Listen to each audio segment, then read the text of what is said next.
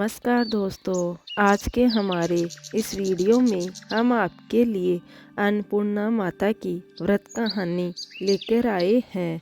काशी के निवासी धनंजय की पत्नी का नाम सुलक्षणा था। उसे अन्य सब सुख प्राप्त थे, केवल निर्धनता का दुख उसे हर समय सताता रहता था।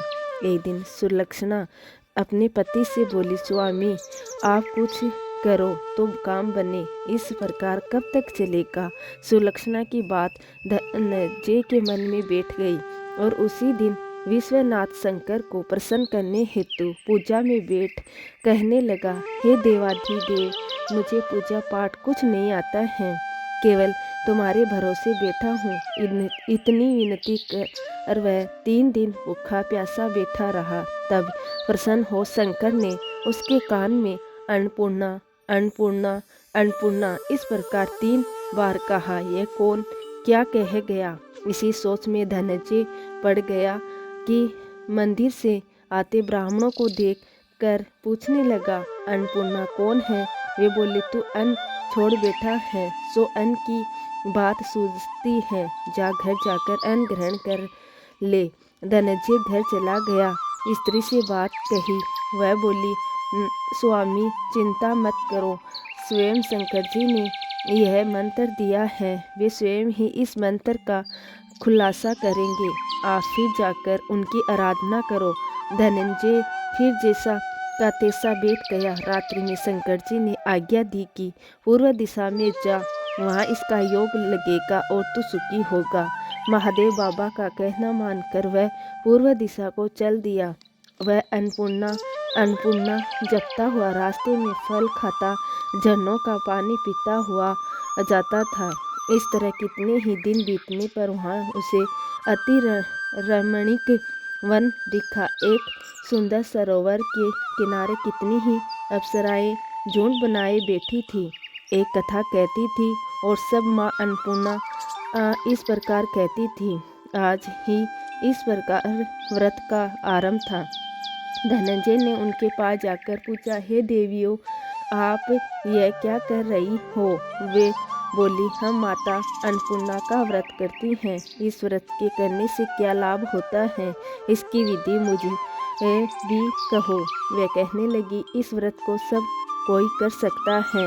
21 दिन तक के लिए 21 गांठ का सूत्र लेना, 21 दिन न बने तो एक दिन उपवास करना, यह भी न बने तो केवल कथा सुनकर प्रसाद लेना, निराहार रहकर कथा करना, कथा सुनने वाला कोई न मिले तो पीपल के पत्ते को रख सुपारी को सामने रखकर दीपक को साक्षी कर सूर्य, गाय, तुलसी या महादेव को कथा सुनाना, बिना कथा सुनाए मुख में अन्न न डालना, यदि भूल से पड़ जाए तो 1 दिवस उपवास करना, व्रत के दिन क्रोध न करे, झूठ न बोले।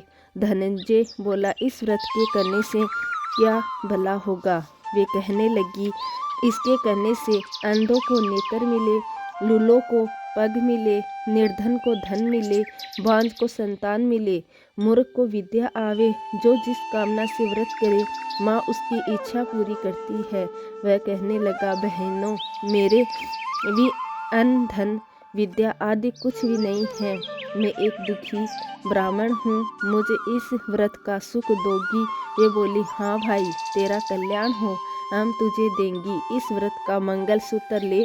धनंजय ने व्रत किया, व्रत पूरा हुआ, तभी सरोवर में से 21 खंड की सीढ़ी सर्वग रण हीरा मोती जड़ी प्रकट हुई। धनंजय अन्नपूर्णा अन्नपूर्णा अन्नपूर्णा कहता हुआ उन सीढ़ियों पर से नीचे उतर गया तो क्या देखता है कि करोड़ सूर्य के समान प्रकाशमान माता अन्नपूर्णा का मंदिर उसके सामने है। स्वर्ण सिंहासन पर माता अन्नपूर्णा विराजमान है। सामने भिक्षा हेतु भगवान शंकर खड़े हैं। देवांगनाएं चमर ढुराती हैं, कितनी हथियार बांधे पहरा देती हैं। धनंजय जगदम्बा के चरणों में गिर गया। देवी उसके मन का कलेश जान गई। धनंजय कहने लगा, माता, आप तो अंतर्यामी हो, आपको अपनी दशा क्या बताऊं। माता बोली, तूने मेरा व्रत किया है, जा, संसार तेरा सत्कार करेगा। माता ने धनंजय की जुआ पर बीज मंत्र लिख दिया। अब तो उसके रोम रोम में विद्या प्रकट हो गई। इतने में क्या देखता है कि वह काशी विश्वनाथ के मंदिर में खड़ा है। माँ का वरदान ले धनंजय घर आया। सुलक्षणा से सब बात कही। माताजी की कृपा से उसके घर में अटूट संपत्ति उमड़ने लगी।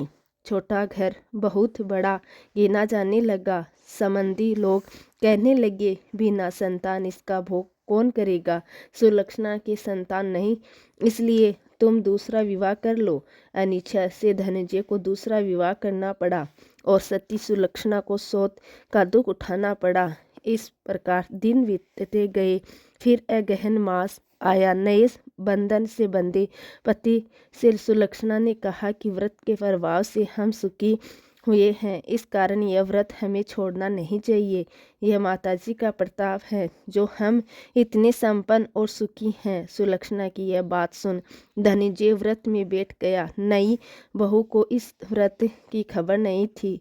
वह धनंजय के आने की राह देखती रही। दिन बीतने लगे और व्रत होने में 3 दिवस रहे कि नई बहू को खबर पड़ी। ईर्ष्यावश सुलक्षणा के घर आ पहुंची। झगड़ा हुआ। वह धनंजय को अपने साथ ले गई। नए घर में धनंजय को थोड़ी देर के लिए निंद्रा न आ दबाई। उसी समय नई बहू ने उस व्रत का सूत्र तोड़कर आग में झोंक दिया। माता के कोप से सब कुछ जल गया। सुलक्षणा जान गई और पति को फिर अपने घर ले आई। नई बहू रूठ कर अपने पीहर जा बैठी। सुलक्षणा बोली, हे स्वामी, घबराना नहीं, माताजी की कला अलौकिक है। श्रद्धा रखकर फिर आराधना शुरू करो, वे अवश्य हमारा कल्याण करेगी। धनंजय फिर माता के पीछे पड़ गया। फिर वहीं सरोवर सीढ़ी प्रकट हुई, उसमें अन्नपूर्णा माँ कहकर वह उतर चला। वहाँ जा माताजी के चरणों में रुंधन करने लगा। माता प्रसन्न हो बोली, यह मेरी सुवर्ण की मूर्ति ले, इसका पूजन करना, तू फिर सुखी हो जाएगा। जा, तुझे आशीर्वाद है। तेरी स्त्री सुलक्षणा ने श्रद्धा से मेरा व्रत किया है, उसे मैंने पुत्र दिया। धनंजय ने आंखें खोली और खुद को काशी विश्वनाथ के मंदिर में पाया। वहां से फिर उसी प्रकार घर आया। इधर सुलक्षणा को दिन चढ़े और फिर पूरे होते ही एक सुंदर पुत्र का जन्म हुआ। इस प्रकार उस निसंतान सेठ के पुत्र होने से उसने गांव में माता अन्नपूर्णा का सुंदर मंदिर बनवा दिया, जिसमें धूम धाम से माताजी पधारे। धनंजय स्त्री पुत्र सहित वहां आनंद से रहने लगा। माताजी की चढ़ोतरी से भरपूर आमदनी होने लगी। इधर नई बहू के पिता के घर डाका पड़ गया। सब कुछ लूट गया। वे भीख मांग कर पेट भरने लगे। सुलक्षणा ने जब यह सुना तो उन्हें बुलाने भेजा और एक अलग घर में रख दिया और उनके अन्न वस्त्र का प्रबंध कर दिया। धनंजय, सुलक्षणा और उसका पुत्र माताजी की कृपा से आनंद करने लगे। माताजी ने जैसे इनका भंडार भरा, वैसे सबका भरना। बोलो अन्नपूर्णा माता की जय।